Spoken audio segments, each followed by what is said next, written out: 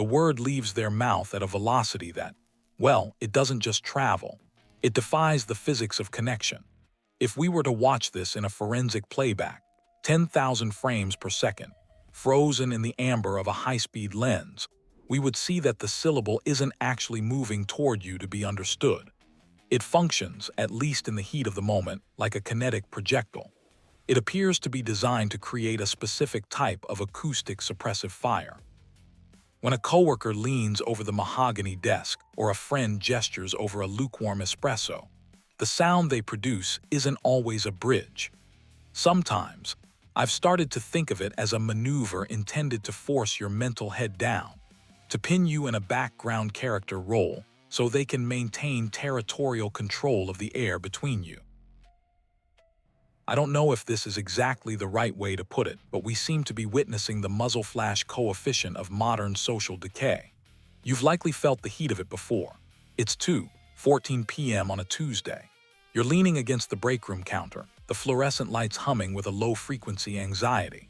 You start to mention the weight of a project or the quiet grief of a lost weekend. Before the final consonant has even cleared your lips, the air is reclaimed. They don't acknowledge the depth. They shift. They tell you about their project, their weekend, their exhaustion. I've come across some research from 1979 that makes this feel less like a personal slight and more like a structural failure. Sociologist Charles Derber called this the shift response in his work on the pursuit of attention. He found that most participants in a conversation are essentially waiting for any linguistic hook to turn the focus back to themselves. If you've been feeling a strange, hollow exhaustion after a lunch date, this might explain it. You aren't being heard. You are being evicted from the shared airspace.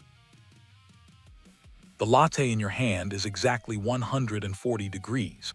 It's a very specific, very ordinary temperature for a conversation that feels like a combat zone. You've just spent 3 minutes describing the collapse of your department, but the person across from you isn't looking at your eyes. They are looking at the air 3 inches to the left of your mouth, waiting for a gap in your breathing to fire their own story. This isn't necessarily a lack of manners. Well, actually, maybe it is. But it's a specific kind of bad manners that works like a ballistic strategy for survival in a culture that has rewired our brains to view face-to-face interactions as broadcasts rather than dialogues. We are living through a period of collective main character syndrome, where the presence of another human being is merely a requirement for an audience. I wonder if the silence feels like a threat to them, because it's the only place where they aren't the center of the frame. What made the noise feel so necessary? When I look at it from one angle, it seems like a display of dominance, an alpha move to occupy the room. But when I come at it from another direction, it seems like something smarter than fear. It looks like a decision made under specific conditions that made complete sense at the time. I've noticed that the most talkative individuals in your orbit often have the shallowest internal magazines. Their rapid-fire speech might be a desperate attempt to mask an empty internal chamber. They aren't talking because they have much to say. They are talking because they are terrified of the cold-bore silence that would force them to confront their own social isolation. It feels almost like a ban on being known.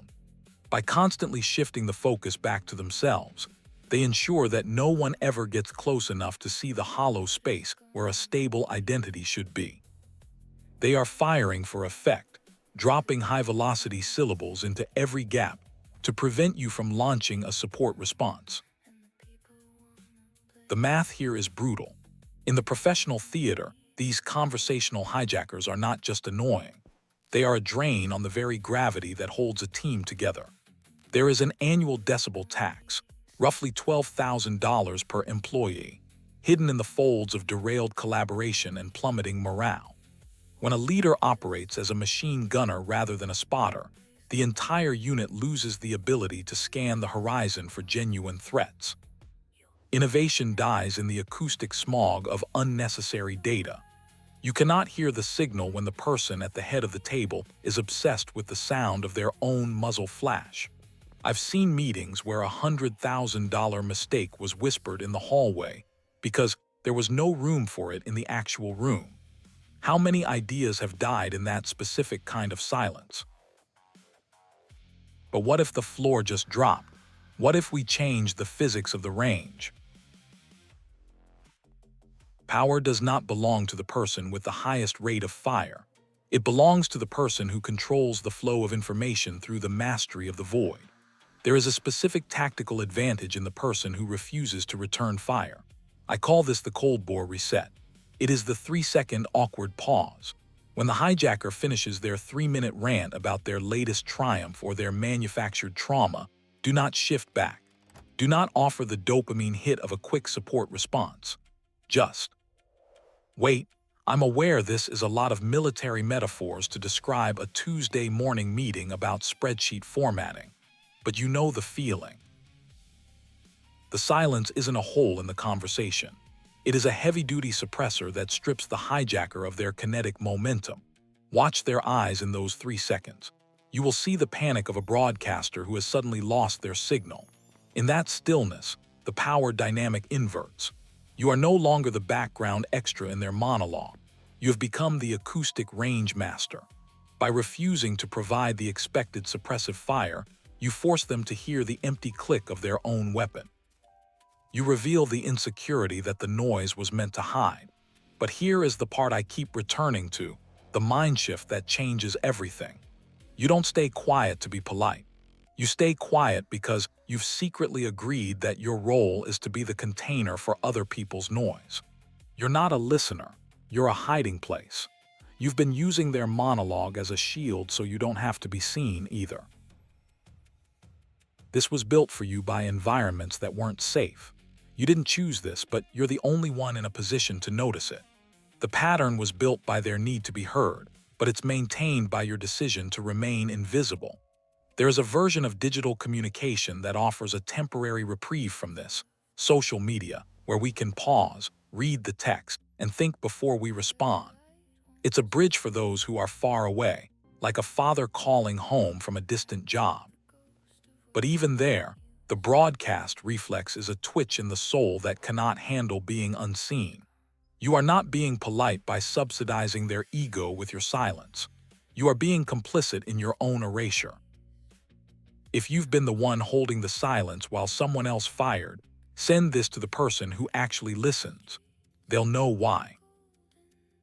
The next time the syllables start flying, notice the twitch in your own chest to jump in and fix the silence. Resist it. The silence is your leverage. It is the only place where the truth has enough oxygen to breathe. When you stop providing the acoustic suppressive fire for their insecurities, you finally give them the one thing they've been running from, a mirror. You'll probably do this tomorrow.